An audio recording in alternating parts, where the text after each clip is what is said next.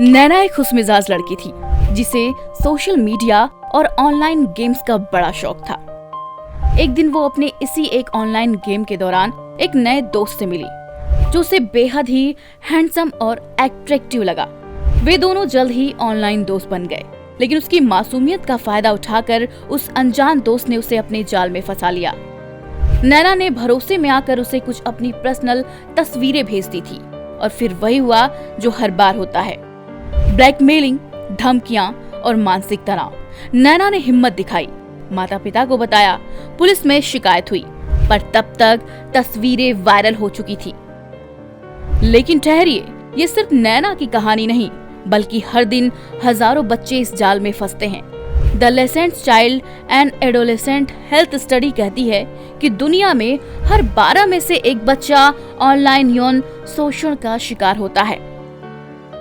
Study में पाया गया कि लड़की ही नहीं बल्कि लड़का लड़की दोनों ही इसके शिकार होते हैं, लेकिन लड़कियां यहाँ ज्यादा असुरक्षित होती हैं।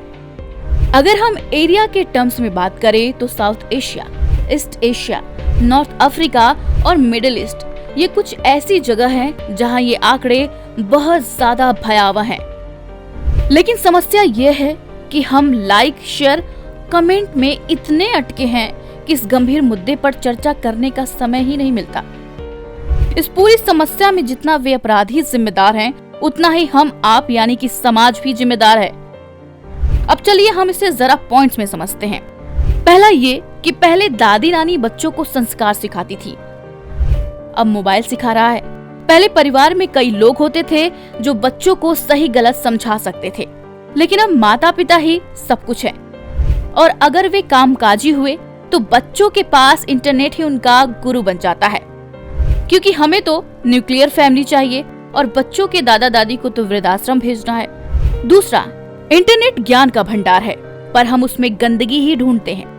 दरअसल ये बच्चे उम्र के जिस पड़ाव पर होते हैं उसमें ज्यादातर को सही गलत की समझ नहीं होती। सोशल मीडिया एक ऐसी दो धारी तलवार है जो सही इस्तेमाल करने पर अच्छा ज्ञान देती है, लेकिन गलत इस्तेमाल करने पर बच्चों को खतरों में भी डाल सकती है। रील्स और वायरल कंटेंट में नंगापन परोसा जा रहा है और हम इसे एंटरटेनमेंट मानकर आंखें बंद करे बैठे हैं। तीसरा, बच्चों के प्रति होने वाले अपराधों पर हम बोलना पसंद नहीं करते हैं। हमें अपनी इज्जत प्यारी होने लगती है, हमें इज्जत बचाने की चिंता होने लगती है, बल्कि बच्चों की सुरक्षा का नहीं। अगर कोई गलत घटना हो भी जाए तो हम पुलिस के पास जाने की बजाय घर में ही सुलझाने की कोशिश करने लगते हैं, जिससे अपराधी और बेखौफ हो जाता है।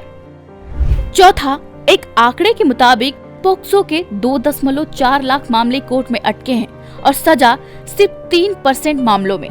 अगर कोई नया केस दर्ज न भी हो तो भी इन केसों को निपटाने में 9 साल लगेंगे। मतलब जब तक न्याय मिलेगा तब तक पीड़ित की जिंदगी खराब हो चुकी होगी।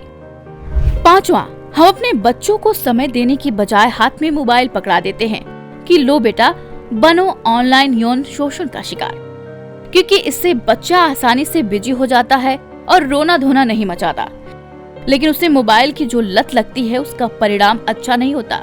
बच्चे वर्चुअल दुनिया को ही असली दुनिया मान बैठते हैं और फिर यहीं से शुरू होता है फोमो यानी कि फेयर ऑफ मिसिंग आउट।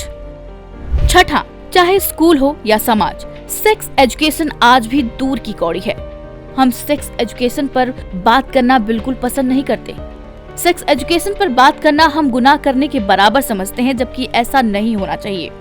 तो समाज को अब चुप्पी तोड़नी होगी, बच्चों को डिजिटल सुरक्षा सिखानी होगी, कानूनों को सख्त करना होगा और दोषियों को कड़ी सजा देनी होगी, वरना नैना जैसी कहानियां दोहराई जाती रहेंगी और हम सिर्फ अफसोस करते रह जाएंगे।